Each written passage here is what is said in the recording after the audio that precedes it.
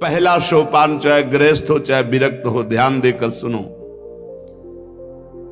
ये आज जो सर्वनाश किया जा रहा है ब्रह्मचर्य का, इसी से संत लाभ नहीं मिल पाएगा। चाहे गृहस्थ हो, संतानोत्पत्ति के लिए धर्म पूर्वक अपनी पत्नी से सहवास करने की शास्त्र आज्ञा करता है।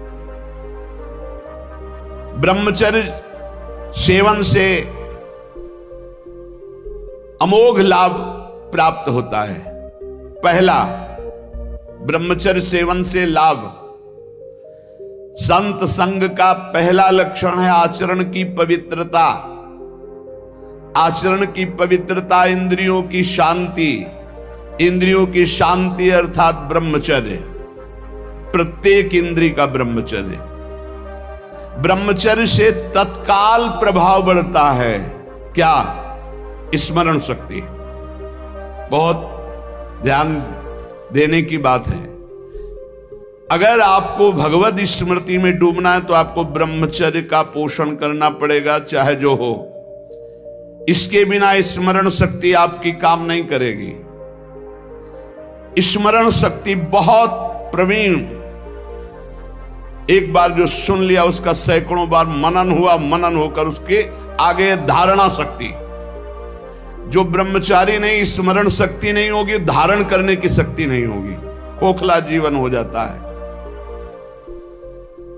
स्मरण शक्ति, धारणा शक्ति और संकल्प शक्ति। इतने बजे जगना है, इतना करना है, ऐसे चलना है, ऐसे सब होगा। और जब ब्रह्मचर्य नहीं तो चाहे 1000 बार संकल्प करो, तुम्हारे काम में नहीं आएगा। स्मरण शक्ति, धारणा शक्ति, संकल्प शक्ति, इच्छा शक्ति जिसे कहते, और उत्साह शक्ति और शरीर शक्ति, ये शक्तियां उसके अंदर प्रकाशित होती हैं जो ब्रह्मचर्य का पोषण करता है। स्मरण, धारण करना, जो संकल्प नियम ले उसका अक्षरशः पालन करना, और उत्साह बना रहना, और शरीर में स्फूर्ति रहना। ब्रह्मचर्य एक विलक्षण महाव्रत है। ब्रह्मचारी का सौंदर्य प्रस्फुटित होता है। एक नूर उसके चेहरे पे झलकता है जो ब्रह्मचर्य को धारण करता है। एक नवीन आकर्षण, बालवत चेहरा, एक आकर्षण होता है भागवती। और जिसका ब्रह्मचर्य पुष्ट होने लगता है, उसके शरीर से सुगंध आने लगती है।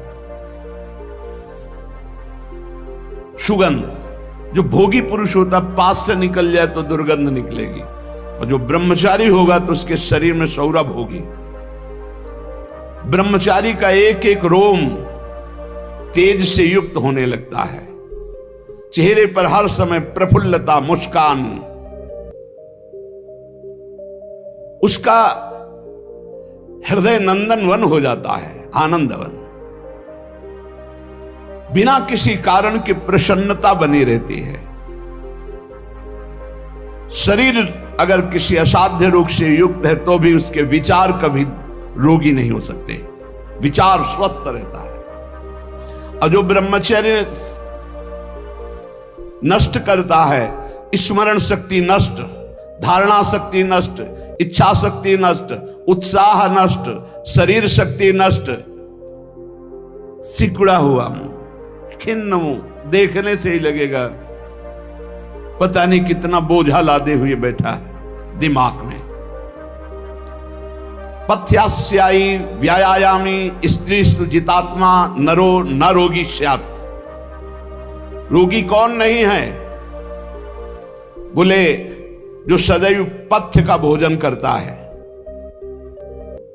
और मित भोजन, हित और मित, शरीर के अनुकूल, साधना के अनुकूल, और थोड़ा भोजन करता है, पथ्यास्यायी। दूसरा व्यायामी, रोज सत्संग में घुमा घुमा करके, चाहे आप 15-20 मिनट ही करें, व्यायाम करें। 2-3 किलोमीटर आप दौड़ो, चलो बाहर दौड़ने के लिए, नहीं तो ऐसे यंत्र चल गए, ट्रेडमिल, ऐसे यंत्र चले हैं, उसी में दौड़ लो। नहीं ट्रेडमिल तो दौड़ लगाओ।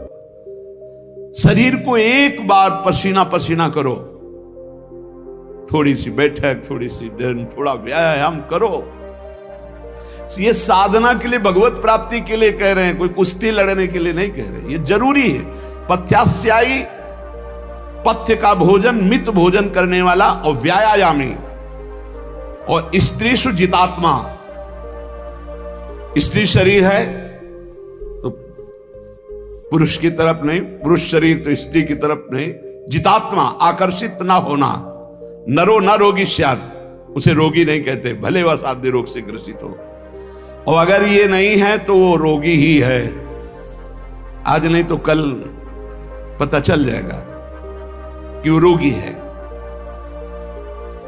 साधना करने वालों के लिए इंद्रियों को पावन करना, इंद्रियों को संयम में रखना बहुत आवश्यक है। मन के गुलाम, इंद्रियों के गुलाम, स्वेच्छाचारी भोगों की दुर्दशा में पड़ा हुआ मनुष्य है आज। असंयमी मनुष्य का मन और मस्तिष्क, ध्यान से सुन लीजिए, असंयमी जो अपनी इंद्रियों मन को मनमानी लगाए हुए है, उसका मन और मस्तिष्क और हृदय सड़ा देते हैं, जीवन को सड़ा देते हैं। मन और इंद्रियों को संयम में रखकर भगवत चरणारविंद से नहीं जोड़ोगे, सड़ा देंगे तुम्हें। तुम्हारे अंदर ही इतनी सोच गलत कर देंगे, जलोगे। जो ब्रह्मचर्यहीन है, मनमानी आचरण करता है, ध्यान से सुनो। पहला लक्षण अशांत, दूसरा कहीं मन न लगना, अस्थिर चित्त, तीसरा अस्वस्थ, चौथा मलिन स्वभाव, हीन स्वभाव। किसी भी कार्य को कह दो सबसे पहले ना, उत्साहहीन, हर कार्य के लिए बोझा मानना, ना कर देना, सदा के लिए भय का डेरा पड़ जाना अंदर। ये देखो शास्त्र है, ये महापुरुषों के द्वारा लिखा हुआ, जिन्होंने अनुभव किया सबके मनों में अपने मन को मिलाकर। इंद्रियों का जो असंयम है वो हर तरह से मनुष्य को नष्ट कर देता है। लोग अंदर का सुधार नहीं करते। जहां जहां असंयम है वहां वहां अशांति है, दुख है, बेविचार है, संयम विहीन जीवन, शुष्क उदासहीन पशुवत जीवन है। पूर्ण ब्रह्मचर्य देश का, समाज का, आत्मा का, सबका परम लाभ, अपना परम लाभ। चाहे गृहस्थ हो चाहे विरक्त, जरूरी है अपनी शक्ति को नष्ट करना, आवश्यकता के अनुसार धर्मयुक्त प्रयोग तो ठीक है। हम तो प्रणाम करते हैं उन गृहस्थों को जो गृहस्थ होते हुए ब्रह्मचर्य का नियम वृंदावन में लिए हुए और दूर दूर जगह देशों में रहते हैं और ब्रह्मचर्य का नियम लिए हुए। एक तो परिवार अमेरिका में है, आए हुए हैं कुछ समय से, भी हम वृंदावन में सत्संग में भी होंगे।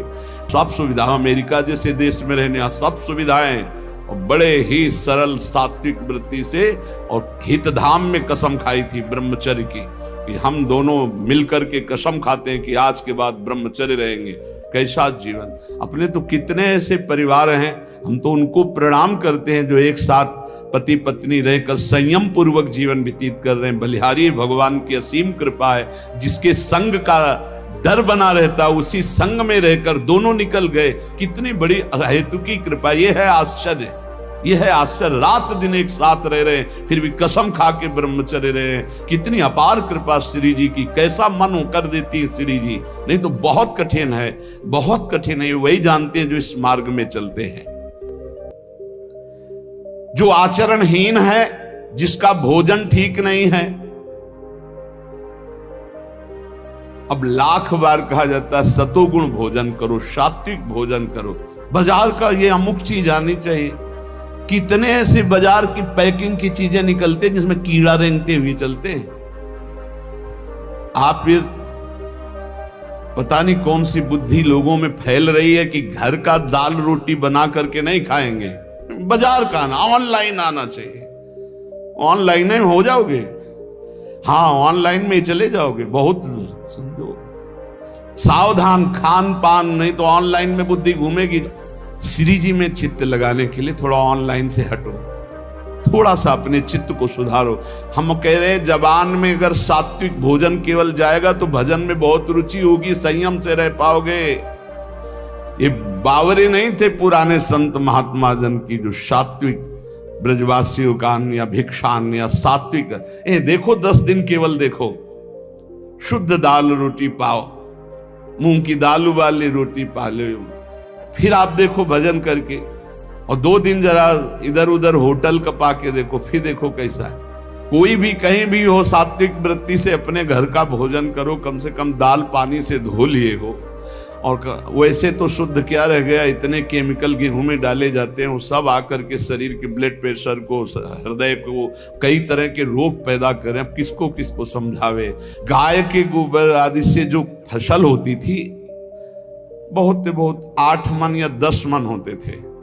हम किसान के घर में पैदा हुए तो हमें पता है। अब 40 मन 50 मन होती है। तो जब 8-10 मन पैदा होती थी तो सरकारी अस्पताल के बाद स्कूल हमारा था, तो सरकारी अस्पताल के डॉक्टर आते थे, बीच मैदान में कुर्सी डाल के बस हवा खाते रहते थे, कोई मरीजे नहीं होता था। गांव में बुखार आया, 2-4 दिन काढ़ा पिया, ठीक हो गए, अस्पताल जाने की जरूरत नहीं होती थी। और आज अस्पताल में आप चले जाओ तो भीड़ लगी हुई है। क्यों? सब खान पान बिगड़ा हुआ है।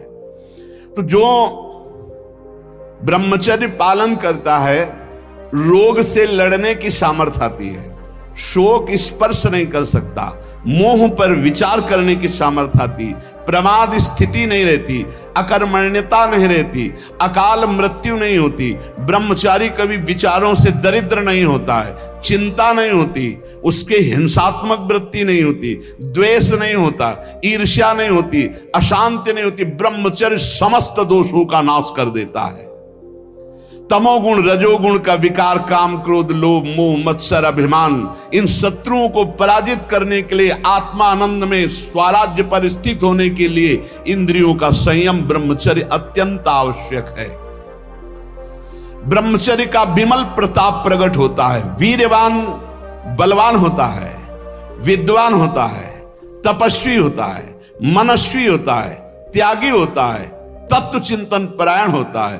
ब्रह्मचर्य में अलौकिक अमानुषिक शक्ति जागृत हो जाती है। अमानुषिक ऐसा कैसे हो सकता है? हो सकता है क्योंकि ब्रह्मचर्य है, क्योंकि भगवत मार्ग का पथिक है। उस शक्ति, उसकी शक्ति के सामने संसार को आश्चर्य असंभव जान पड़ता है। देश का भी उत्थान, अपना भी उत्थान, समाज का भी उत्थान एक ब्रह्मचारी ही कर सकता है, व्यभिचारी नहीं। तो ये मूर्ख लोग ये नहीं समझते कि तुम इंद्रियों की गुलामी स्वीकार करते हो या स्वतंत्रता, मन की गुलामी स्वीकार करते हो या स्वतंत्रता। स्वतंत्रता किसे कहते हैं अभी जाना नहीं। मनमानी आचरण को तुम स्वतंत्र कहते हो कि मैं जो चाहूं। कितने मिनट स्वतंत्र हो जरा देखो, 1 सेकेंड भी नहीं।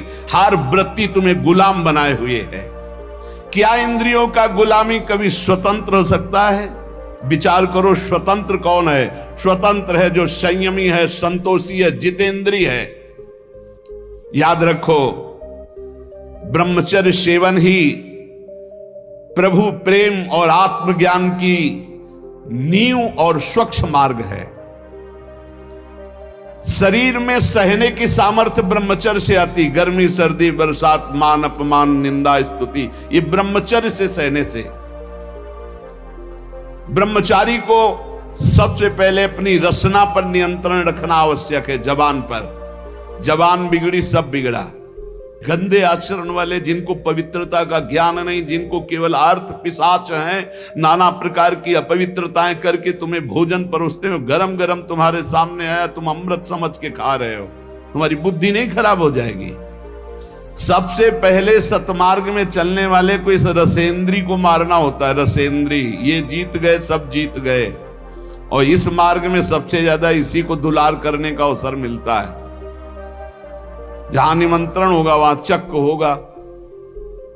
बस खूब खाओ और चौपट करो अपनी साधना, अपने परमार्थ को चौपट कर दो। खाना ही मृत्यु है और खाना ही जीवन है।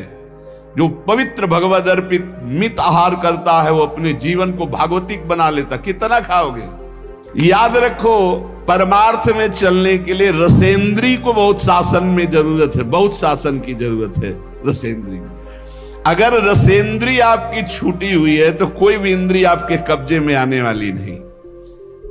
भोजन किया जाता है जीवन रखने के लिए, प्राणों का पोषण। और आप ये समझो जैसे आप 400 ग्राम अन्न पा लिए तो आपकी जीवनी शक्ति उसमें पचाने में कम लगेगी और आपके चिंतन में ज्यादा लगेगी। 800 ग्राम डाल लिया।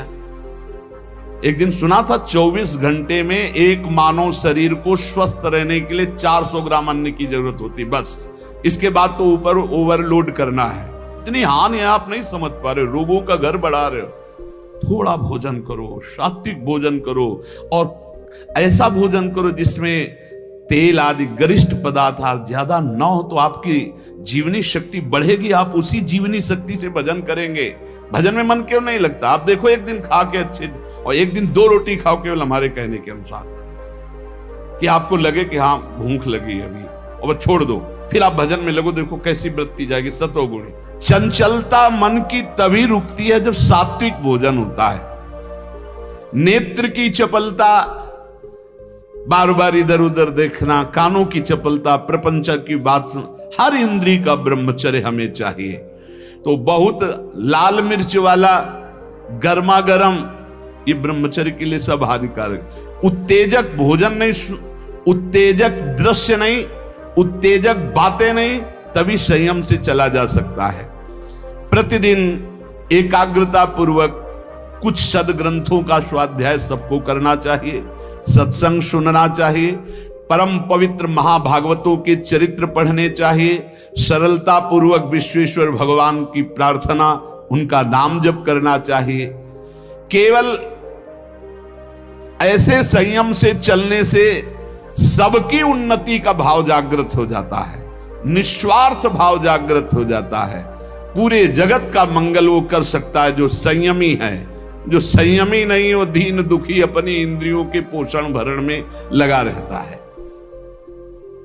याद रखो, सच्चित आनंद स्वरूप परमात्मा की प्राप्ति ही तुम्हारा लक्ष्य है। वो अमृतानंद शांत समुद्र तुम्हारे हृदय में है। तुम्हें लगना पड़ेगा इस मार्ग में, तुम्हें प्रयत्न करना पड़ेगा। वो प्रयत्न गुरु कृपा से, भगवत कृपा से है, ये मानना होगा, नहीं तो अहंकार हो जाएगा। नमा ऋषिभ्या पूर्वजेभ्या पूर्वेभ्या पथिकृतभ्या, ये महामोह में ज्वाल में मैं उन ऋषि मुनियों को नमस्कार करता हूं जिन्होंने हमको ये मार्ग पूर्व में अनुभव करके बताया है। देखो, जैसे तुम्हारे मन की क्या वृत्ति है ये जानना हो, पूरे जगत के मन की क्या वृत्ति है ये जानना हो, तो थोड़ी देर मन को किसी विषयी पुरुष में तदात्म किया जाता है, फिर उसकी जो मन की तरंगे हैं वो सब मन में आती, तब होता है अच्छा ऐसी स्थिति। तो लगता है महात्मा लोग कैसे जानते हैं बिना अनुभव किए? संसार का तो अनुभव नहीं किए, इनको तो संसार का अनुभव, फिर जानते कैसे? वो तुम्हारे मन में जानते हैं। तुम्हारे मन में जो चल रहा, मन को मन में मिलाया और 1 मिनट में सब जान लिया। और वो फिर जब बोलते तो हाँ हाँ ऐसा ही चलता है, ये तो आश्चर्य की बात है, तो ये तो हमारे मन की बात है, क्योंकि तुम्हारे ही मन की बात तो जान करके बोल रहे हैं।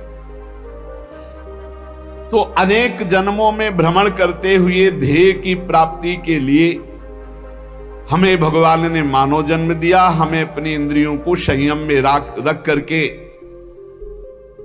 सत्संग, स्वाध्याय, सेवा, सुमिरन, इसमें डूबना है। इसमें श्री भगवान स्वयं कह रहे हैं सबरी जी से, प्रथम भगति संतन करि संगा, दूसरी रति मम कथा प्रसंगा। सबसे पहली भक्ति है भगवान के प्रेमी भक्तों का संग। दूसरी भक्ति उनके मुख से निकली हुई भगवत चर्चा। भगवान श्री रामचंद्र जी महाराज कह रहे हैं संतों का सेवन करो। संत शब्द नहीं कहा, संतन, बहुत से संतों, संत और संतन बहुवचन प्रयोग किया। जहां भी भगवान की चर्चा करने वाले प्रेमी भागवत जन मिले, उनकी एक एक बात गौर से सुनो, अपने जीवन में धारण को, लेकिन भगवान से युक्त, भगवान ने जाति को नहीं कहा, कुल पक्ष को नहीं कहा, विद्या पक्ष को नहीं कहा। जाति पाति कुल कर्म धर्म बड़ाई ये सब भगवान कहते हैं। एक बार एक कारे नाम के मुसलमान भक्त थे, उनको स्वप्न में भगवान श्री कृष्ण ने एकदम, तो सब भूल गए और बस भगवान श्री कृष्ण के आशिक हो गए। उनको भक्तजन कारे ही कहने लगे, श्याम सुंदर के नाते से कारे ही। वो बड़े महान, हर समय केवल कृष्ण कृष्ण कृष्ण और उसमें डूबे रहते हैं। एक समय भ्रमण करते हुए वो जब नीलांचल पहुंचे तो जगन्नाथ जी के दर्शन के लिए बड़ा प्रेम उमड़ा। जब वहां दर्शन के लिए गए तो मंदिर में परिचय पूछा गया, क्योंकि उनकी वेशभूषा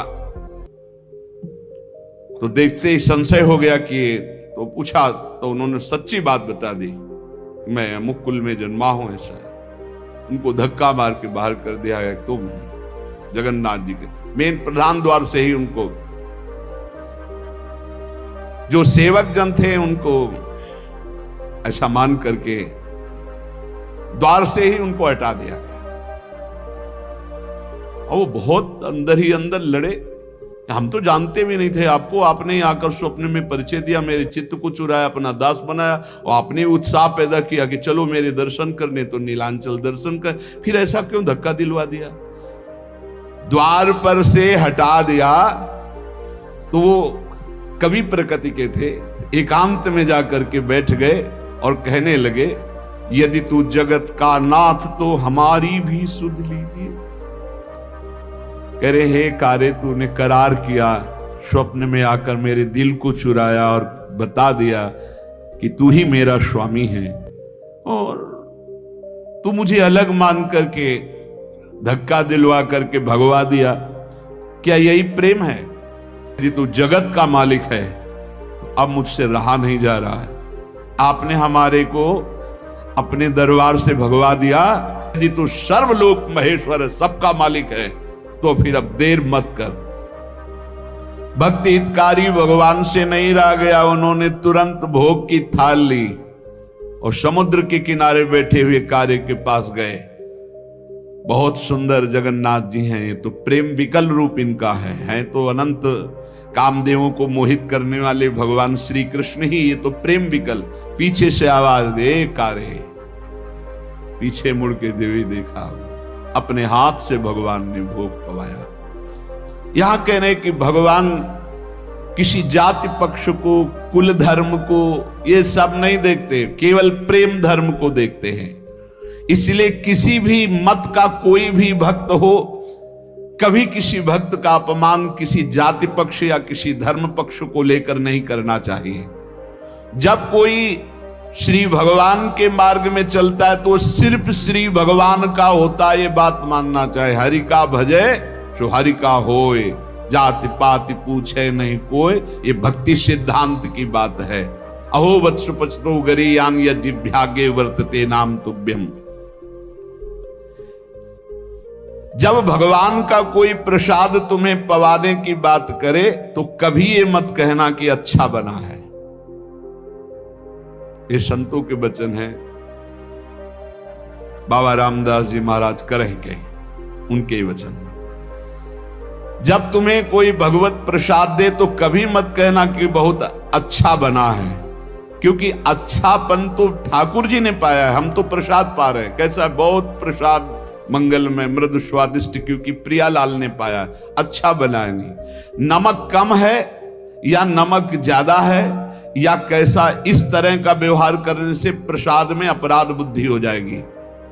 अच्छा बना है ये ठाकुर जी जाने, भोग लग चुका है, सिर्फ प्रसाद है और अमृत है, उसकी हम प्रशंसा क्या करें जिसको श्री ठाकुर जी ने पाया है, और उसमें हम कमी क्या निकालें जिसको श्री ठाकुर जी ने पाया है। इसलिए कभी प्रसाद तुम्हारे सामने आवे तो उसमें ये थोड़ा दाल में नमक तो कम है, प्रसाद का प्रभाव नहीं आएगा।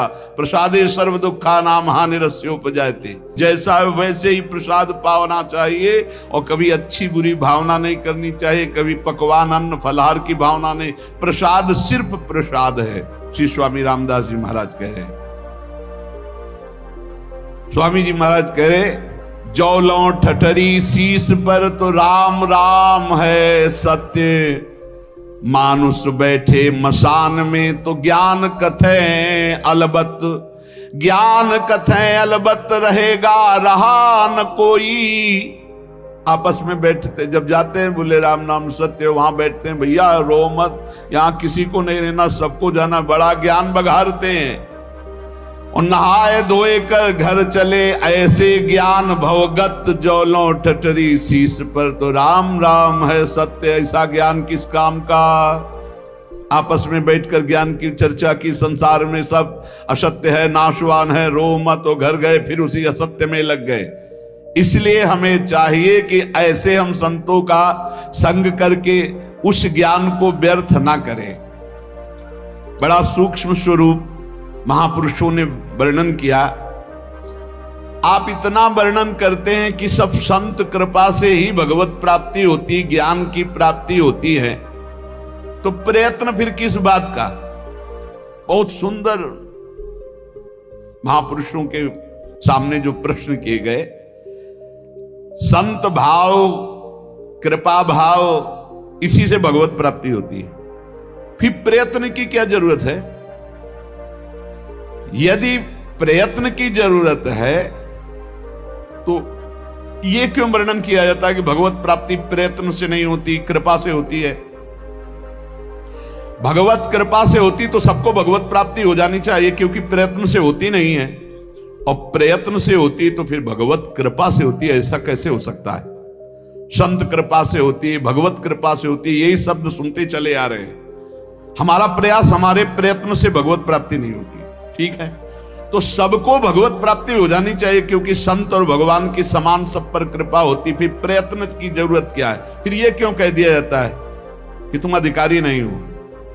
अधिकारी अनाधिकारी से क्या मतलब? कृपा तो सबके ऊपर बराबर है, और संत भगवान की कृपा में कोई भेद नहीं होता, इसलिए सबका कल्याण हो जाना चाहिए। तो क्यों नहीं होता?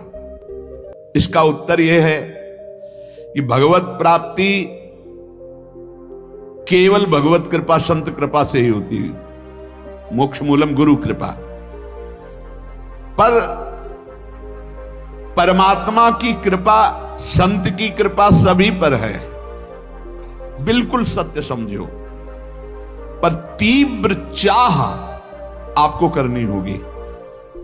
तीव्र चाह में जो आपके अंदर व्याकुलता पूर्वक नाम जप है, नाम कीर्तन, ये उन्हीं की कृपा से हो रहा है। आपको चाह सत्संग सुन के करनी होगी, मुमुक्षता आपको धारण करनी होगी। मुझे भगवत प्राप्ति करनी, ये निश्चय आपको करना होगा। भगवत कृपा, संत कृपा में बड़ी सामर्थ्य है, परंतु भगवत कृपा और संत कृपा को चाहते कितने लोग हैं? ईमानदारी से देख लो। परमात्मा की कृपा, संत की कृपा पर कितने लोग अपने जीवन को अर्पित किए हैं? संत की कृपा, भगवत कृपा पर कोई एक भक्त है जो हर प्रश्न की बात में यही केवल कहते, हम तो कुछ नहीं जानते, बस इतना जानते हैं कि हमारे गुरुदेव हैं, बस हमारे तो सब कुछ गुरुदेव हैं। अब इसी बात पे डटे रहो, तुम्हारा कल्याण हो जाएगा। इस बात से फिसल गए तो तुम्हारे पास कुछ है ही नहीं। जिनका विश्वास है उन्हें प्राप्ति निश्चित होती है। बहुत ही सूक्ष्म विषय है। यदि ये कहा जाए कि परमात्मा की प्राप्ति तो सभी चाहते हैं तो बिल्कुल गलत है। इतने लोग बैठे हैं, परमात्मा की प्राप्ति किसे चाहिए? किसे प्रियालाल चाहिए? हृदय से देखो किसके अंदर चाह है। ऐसी चाह जिसमें कोई भी अन्य चाह ना हो। परमात्मा प्राप्ति की चाह तभी मानी जाती है जिसमें अन्य कोई चाह ना हो। और देख लो, अन्य चाह है इसलिए परमात्मा प्राप्ति की चाह नहीं मानी जाएगी, प्रबल चाह नहीं है। हम देखते हैं जिसको धन की चाह होती, वो धन के लिए कहीं भी दूर देश जाना पड़े, कुछ भी करना पड़े, सब कुछ, धूप कष्ट गाली सब सहने के लिए तैयार है। इसी प्रकार भगवत प्राप्ति की जब चाह होगी तो हर कष्ट सहने के लिए तुम तैयार